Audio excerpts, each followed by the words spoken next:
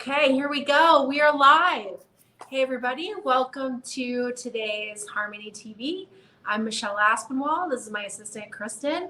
We're here to talk to you today. Hey, Kristen. We're here to talk to you guys today about health. I'd like to redesign health, redefine, redesign, reorient, and kind of pivot just a little bit on how I've talked about health thus far and the sort of internal dialogue that I'm having right now in how I orient the way that I define it and the way that what it means for me and how I'm working with my clients to redefine it. So this came from a really interesting conversation that I had with someone a couple of weeks ago, and I haven't been able to get the conversation out of my head. It was a little heated in the moment, as sometimes conversations are with a manifesting generator, because we are, excited and passionate and this and that, but what about this? But have you thought about that? And it's like brain firing very quickly, firing. And so what I have noticed in the current climate up through the past 18 to 20 months is how we are, as a culture, talking about health, how we view health, what we think of as healthy, and the way, and I'm going to spill the beans right now, how we say we are healthy because we have no pain. We are healthy because we do not have a certain virus. We're healthy because we look younger than we appear. And we're using various words and terminology and ideas of health to define health as what we aren't. And so this conversation that I was having with someone was interesting because I was asking some questions that potentially triggered this person into having to feel defensive about certain choices that they had made, or certain choices that they're not making, or that they don't need to make. And what I find really interesting is, so science is always changing and evolving. We are constantly, I say we, I'm not a scientist, nor am I discovering and writing papers and things in the way that the traditional scientist or doctor is doing. But I view myself and I put myself into the conversation of the we who work on the health or the well-being of a certain subset of the population. So that's why I say we. So in this, I say we because we are working to try to better the population, better the civilization, to find new ways in which we lean into the way that we feel, the way that we want to feel, the way that we age, the diseases that come into our life, and in my life in particular. And I think this is kind of a common thing that happens with a lot of people is we get this idea that a diagnosis, if I only understood why this thing I desire isn't happening, or why this thing is happening that I don't want to be happening, if I only had a word for it, if I only had some kind of diagnosis, then I could understand it better. And it becomes this external pursuit, this external conversation, this external looking outside of ourselves for answers. And I know that this is not, I'm not saying anything revolutionary here, that in, hi Louise, wow, this thing just popped up on it. I've never seen this, Kristen. Have you seen this before? You have? Yeah. I've never gotten to see this. I want to make sure you see it when people comment. So. Oh, you do? Oh, yeah. That's amazing. Mm-hmm. Okay. Sorry. Possible I just wasn't paying attention. I'm so happy that somebody's here. Hi, Louise. I'm so happy to see you. Okay. Anyway, back to the talk. So in thinking about the body and thinking about how the body functions and thinking about how our perception and also our discernment. This is something that I did a live a couple of days ago on my personal profile on Facebook, and I talked about discernment. I talked about asking different questions. I think sometimes, genetically, we are wired to believe and stay in a group because thousands of years ago, if we ventured outside of our group, it was pretty surefire way that we were going to die. We had a less successful chance of surviving as in one or two in pairs than we did if we stayed in the pack, right? So same thing with animals. Excuse me, I have a little tickle. I'm gonna have a hibiscus. Did anybody catch my videos yesterday? This is, by the way, the best hibiscus I've ever had. Like, by far goes above and beyond any hibiscus tea that I've ever had, loose leaf or otherwise in tea bags. So amazing. If you haven't caught my Instagram or Facebook videos on this hibiscus, it's to die for. It just goes to show when we eat and drink and are one with nature, the whole body responds differently. So anyway, I was getting to that, but because I took a sip of my hibiscus, I just thought I'd share that. So in keeping with this idea of looking outside of ourselves, I want to just kind of bring it back to this connection that I think and talk about a lot within my own body, within my children, my boys, my husband, and also in my clients, which is the gut, heart, mind connection, right? And this is really more towards when I talk about health in this way, like I'm not talking about hormones and testosterone and estrogen and progesterone and the microbiome and all of that. I'm really more talking on an emotional, like physiological, emotional component of the body as in relation to stress, rest, fear, and peace. And in those four sort of pillars of how we live and breathe, kind of like when we were in the womb, right? We were in this contained environment where we heard our mother's voice, we heard our father's voice, if indeed our father was around, any kind of siblings, we would hear their voice. We felt our mother's heartbeat all the time, every day. It was in our ears all the time. It was the rhythm by which we lived by, right? So this was kind of before the light, before the air, before the water, before the ground, before gravity.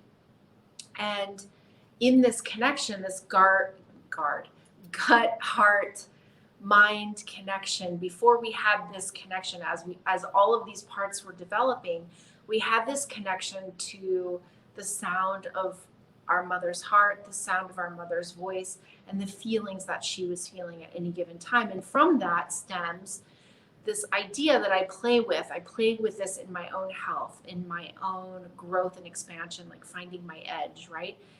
Whether that edge is in my external world or whether that edge is in my internal world, I come back to this idea that my health is not just how I currently feel, how I currently experience sensations within my body, but I think of it as it's always this kind of connection between how I feel in the moment and how I desire to feel over time, how I desire to function over time, how I desire to function now, and how I functioned yesterday or last week or last month. And so it's this relationship to the rhythm that I desire, which is that rhythm of the heartbeat that is always beating within me, right? So it's my heartbeat. So I love those pictures. I'm sure you guys have seen those pictures on Instagram where you see a woman who's pregnant and then her pregnant female child within her, deep within her, are the beginnings of her ovaries and her,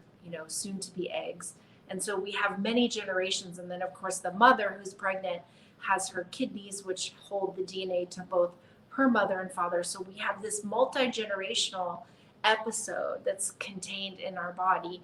And through this connection, not only to ourselves and to our own heart, which is connected to our own brain, and our, when I say brain, I mean like the brain in our head, but then also the external, like our thoughts don't only come from our brain, right? Our thoughts come from the connection of our eyes to our external universe, as well as our internal connection to how we're processing and feeling in the moment. So it's this whole connection to time that's past, time that's happening as we speak and unfolding right in front of our eyes, but then also the time that's coming towards us that we think of as the future. And I bring this back to health because when I use the word health, so as we're getting into defining health, when I say the word health, I don't actually mean pain, like or the or the lack of thereof. I or the necessity for medicine or the necessity for something to cure or fix something. I legitimately mean when I say the health, I mean actually how the body functions on an emotional level, a physical level, and then on this sort of like metaphysical level. So whether it's a connection to some sort of voice or some sort of spiritual realm or some sort of religious, if you have that sort of slant, and then how we interact with that, right? So I used to, when I lived in New York, we lived very close to a lot of museums. So I could walk to, I had the luxury of being able to walk to two of my favorite museums on the planet. Um, I've had such a wonderful life. I've been able to see museums in France and Italy, in Spain, in the UK, but I always come back to the Guggenheim and the Metropolitan Museum of Art. They're two of my absolute favorite places to visit, especially the Guggenheim. And that experience, I used to call that experience my version of church, right? I would go and I would see various exhibitions, and the interaction with something, a relic in time. It's really just a speck of dust when you think about the span of human existence. But in the relationship to being able to experience the paintings or the sculpture or whatever it was, the ring or clothing or whatever it was that I was seeing, I had this experience through my eyes, and my eyes would see something, and then most art gives me some sort of visceral feeling in my body. So I had this experience of being able to be in the time and space of right now, but experiencing this art through a very modern sensibility, like the current sensibility. And then, of course, because I have this sort of history of studying design and art and history and reading and such, so then I had this ability to be able to experience the art through what I knew, through what I had read or what I had seen, right? So it's this multi-dimensional experience within seeing a work of art. And for me, this was up there with a religious experience. And I recognize for some people that might sound ludicrous, but for me, it was a deeply personal and deeply powerful part of myself that has informed how I am, how I mix food, how I plate my food, the colors, how I put them. I mean, everything I do has and it's not like I think about it every single second, but it all informs in how I interact and how I live in my daily life in all realms. Whether I put this blue shirt on or a yellow shirt or a shirt with patterns, or it all interacts and becomes the part that I experience that is my life. And that contributes to how I interact with my body, and how I interact with my body speaks to how I interact with my immediate environment, and how I interact with my immediate environment has a nod to how my immediate environment is part of a greater environment. So my micro is then part of something macro. And so in talking about this, why am I talking about this, and why does it matter? Well, because quite literally our health, and when I say health, I mean how we interact with our bodies, which then interact with our environment, which interact with the cosmos, is very adaptive. It's very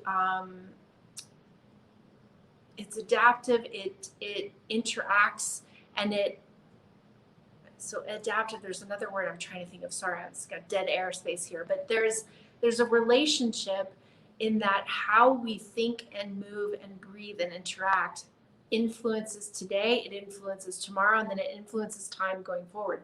And so when I think of my body, and when I think of what I do to it, what I do with it, what I put into it, what I slather on it, and the things that I allow into my existence, my core, my aura, it's really important that I interact with those things, not only with the physical, with the things I can feel and touch and see, but I also interact with it through my senses, and then how I perceive, my perception.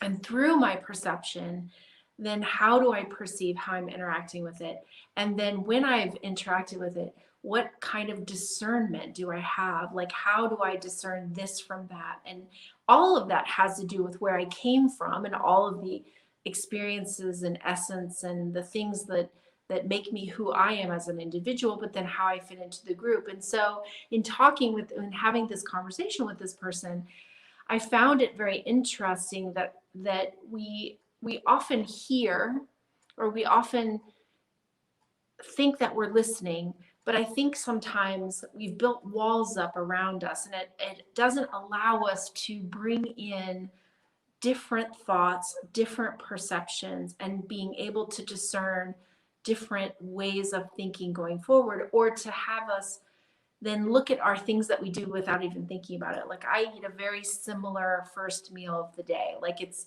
kind of consists of certain elements, and I change the elements, but the overall thing looks very much the same almost every day. But if you were to look at it and break it down, it's very different, and it's very thought out, and it's deliberate. And the time I eat, how I combine the foods, what I cook first versus what I cook second, the order in which I put the foods in, and then the way I plate it. It's all very similar, and yet it's not random, and there's a lot of thought, and I appreciate it and look forward to it absolutely every single day. It's like I get excited to eat that first meal every single day. I know that sounds a bit nerdy, but here we are. So the stress factor, there's no stress factor in that first meal. Unlike my last meal of the day, where it's very interactive in who I'm eating with and how many people are clamoring at me. What's for dinner? When are we eating? Do I have time to shower? Can I have this instead of that? No, this is my plate. That's your plate. There's a lot of interaction happening with that meal, which by nature changes the physiological experience that my body has with it because with which it's in, right? With which I'm experiencing the meal.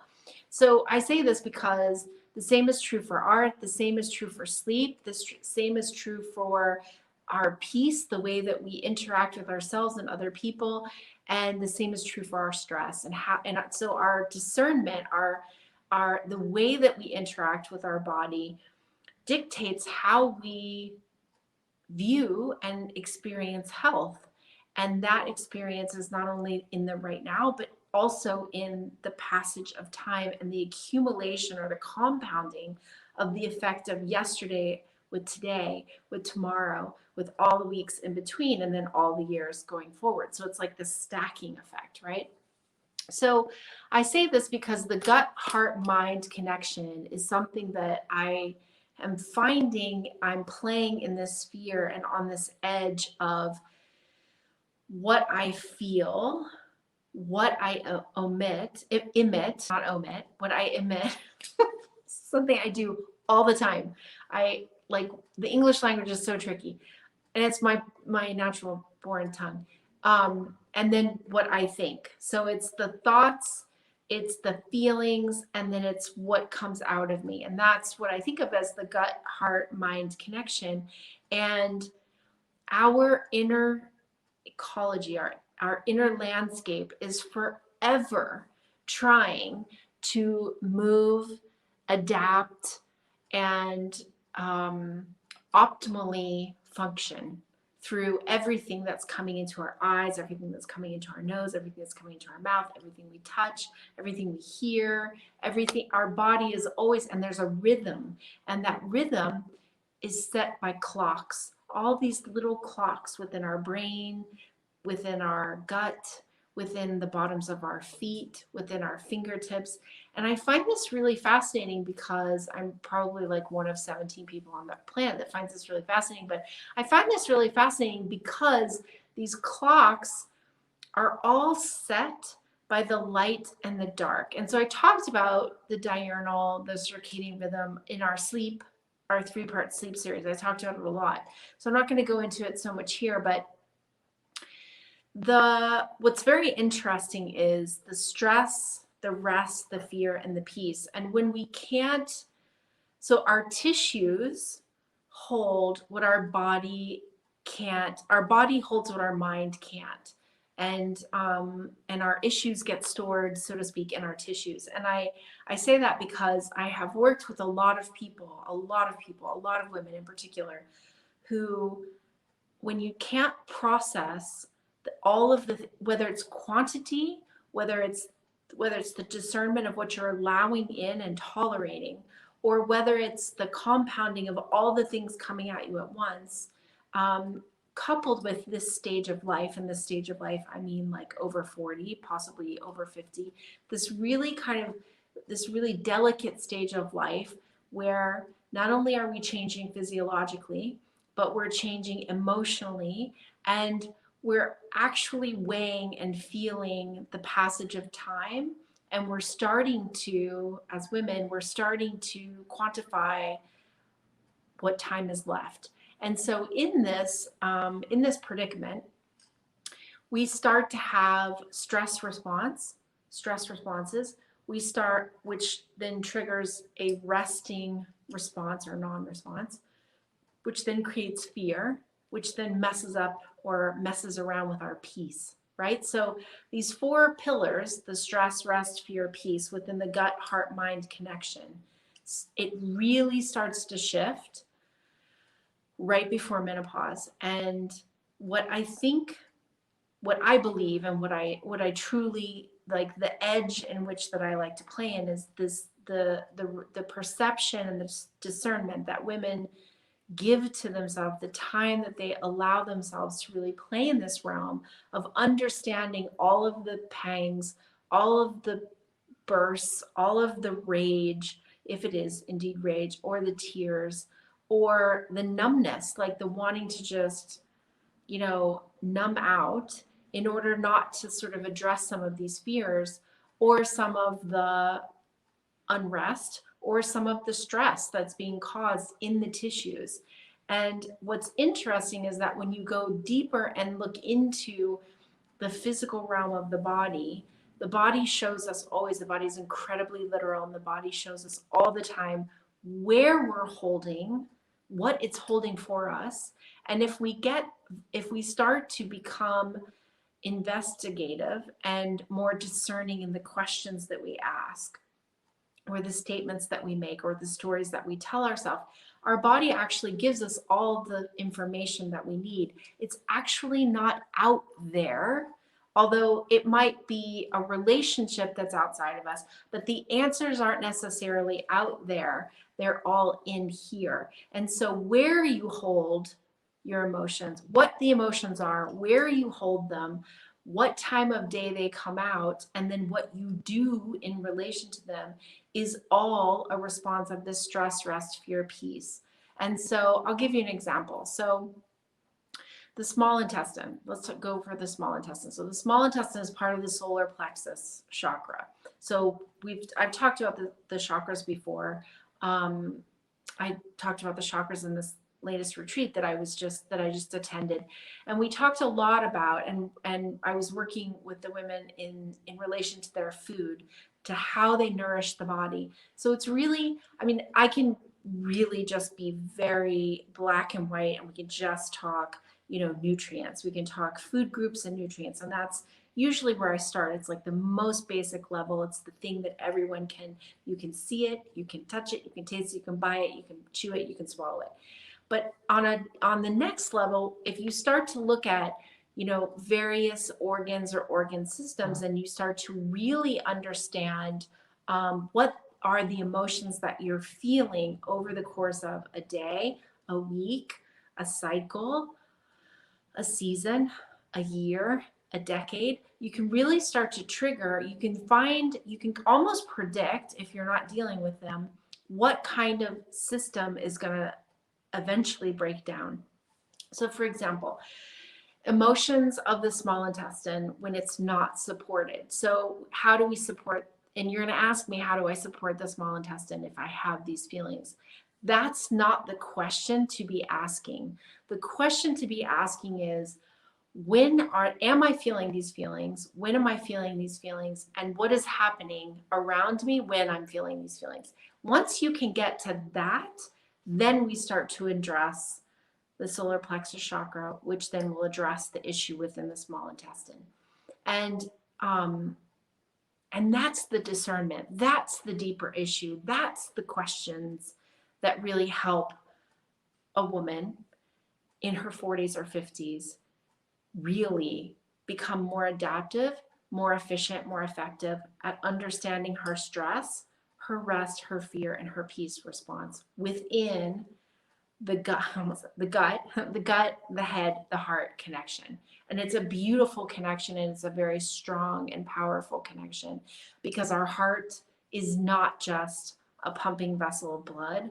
Our mind, our brain is not just thoughts. In fact, it's very little thoughts. It's much more about survival than it is about thinking. But it's much bigger than just our nervous system. And our gut, oh my goodness, is our gut so much bigger than just taking food and doing magic and creating energy. So getting back to the small intestine, which is what Kristen was about to tell me to do, the emotions are, for example, loneliness, unable to feel deep love and safety,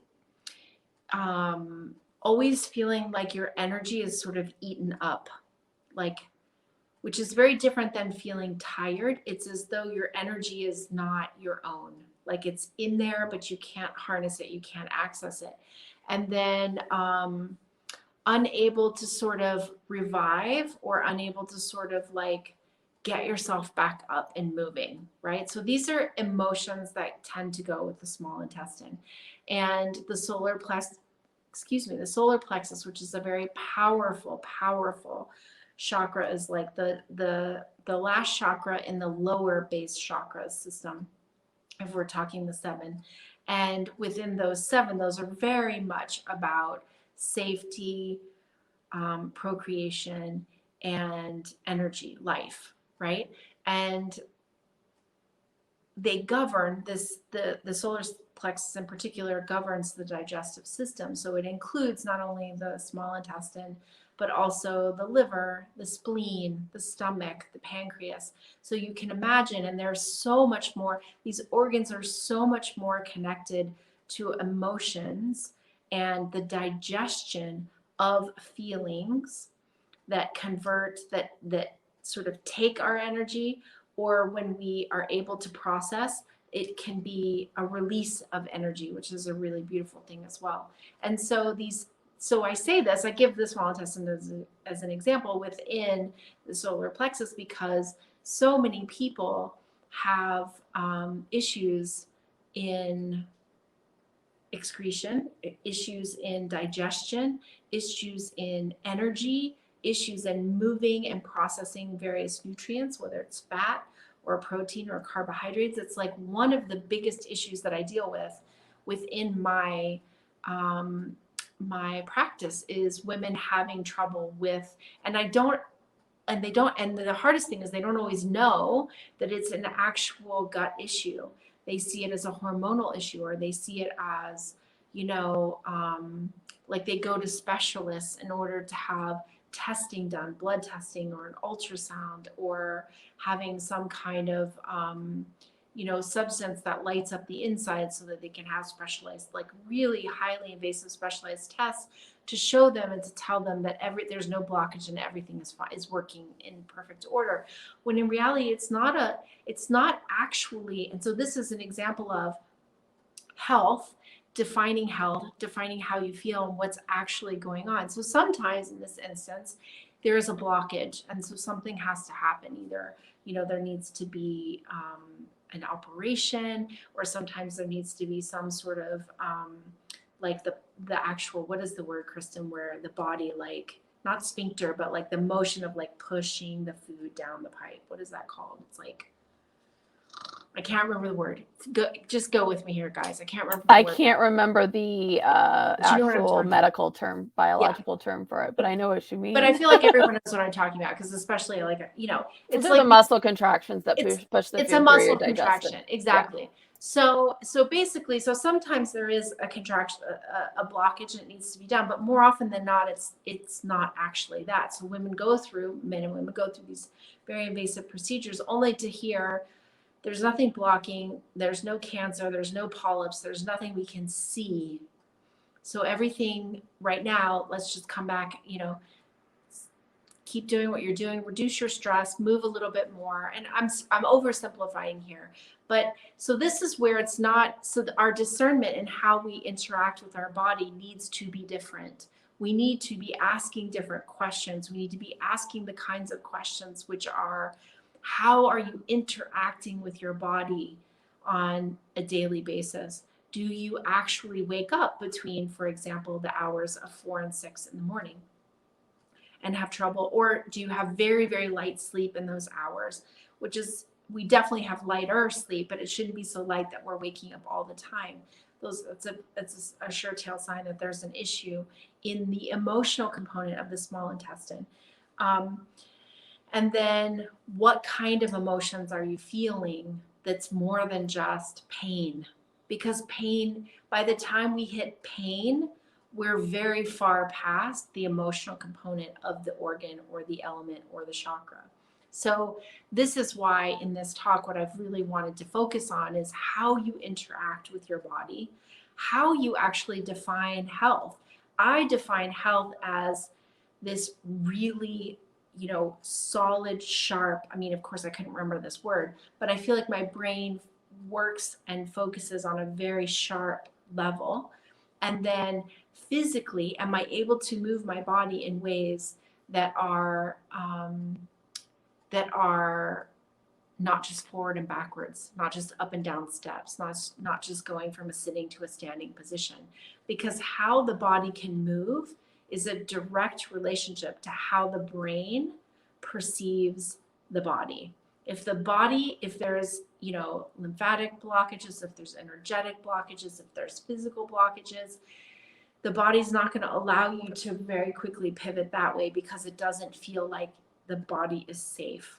So this is like a whole nother thing in and of itself, but it's a very interesting distinction as I've been working on my lymphatic system lately and recognizing from my nervous system where like I can move from on one side of my body much faster and much more on point than the other side, which is telling me a lot about that side of my body, which is telling me a lot about my masculine and feminine energy, which is telling me a lot about my lymphatic system and the organs on that side of my body, the muscles, the tendons, the connective tissue. It's really fascinating stuff. And it came not through pain. So there was pain in another place, but the pain in the other place was pointing to this disintegration of movement in my body. And so this whole talk today was first coming from this very sort of heated debate with this other person. And on top of that, this connection that I'm seeing in my body with how I move very differently from the right to the left. So here I am. It might have seemed like a giant thing just thrown at you, not making a whole lot of sense.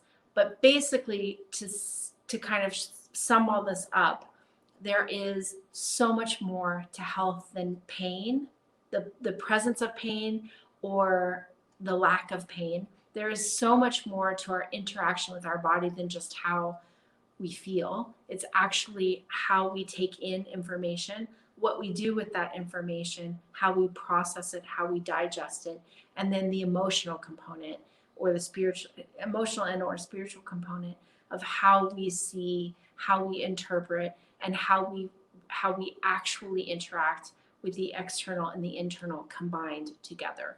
So that is today. And Kristen, is there anything that's unusual or anything that was kind of like, well, the whole thing was unusual because I wasn't like, this is the issue and this is how you help it and this is what you do. But do you have anything to add or any questions, or was there anything where I started on one side and then I didn't go back to something? Or do you feel I think you went back to the thing I had a question about. Peristalsis, I remembered. That's what the involuntary muscle contractions are called. Yes, that's exactly it. Thank you. No problem. The one thing I was going to say is, so we have the example for the emotions in the small intestine. What if people are having other symptoms and they think maybe there's an emotional component, but they're not being able to make like a connection? How can they find out how, like, if they have pain in certain areas, it might be an emotion they need to identify so they can start working through that? That's a great question. What should they do? Yeah, totally. So one of the things that I like to start out with clients is getting them to really kind of go inward multiple times a day. So it's not just about before you go to sleep and thinking about your day and do you have pain right now? Or it's not just connecting with your body when you only have pain, but there's this constant kind of like checking in, if you will, and actually writing it down. So like keeping, and this doesn't have to be complicated, right? It's just like a check-in every couple of, once an hour, once every couple of hours, several times a day. Maybe you find that you need more check-ins at certain times of the day and you don't need any check-ins at other times of the day. Maybe you can connect in with your emotional, like how are your emotions going? Can you write down when somebody says something or you have an event that makes you feel, takes you out of sort of your normal kind of and customary comfort zone of just like, living your life in daily connection. Do you notice any kind of interference in sort of usual and customary daily activities? Like, do you have trouble sleeping? Do you find yourself holding your breath? Do you find yourself at certain times of the day or with certain people having behavior, having reactions that seem unlike you, right? So just checking in with some of these things before, because it's really not just about pain. And this was what the whole talk today was about, was that the interaction with our body. I feel like the second we have a symptom, we run right to the drugstore and we buy something to mask the symptom. Like, I've got a headache, where's the Advil? I have a fever, where's the Tylenol? Like, my ankles are swollen, where's my diuretic? Like, my blood sugar's high, where's my metformin? Like, we just have, and obviously, of course, we're lucky to have medication. We're lucky to have things when we really, really need them. But it's another thing if you're looking to something without understanding and doing the best that you can with what you've got, which is, the water that you drink, the food that you eat, the people you interact with, and how you really converse with the vessel that your soul is living in at this moment in time. And so I guess to answer your question, like the stress, the rest, the fear, and the peace response, like, when are those altered? When are those triggered? When are those feelings of unrest or unsettled feelings? When are they happening? What is around you when they're happening, and what time of day? And then record them. And then once you have, then you start to look for patterns.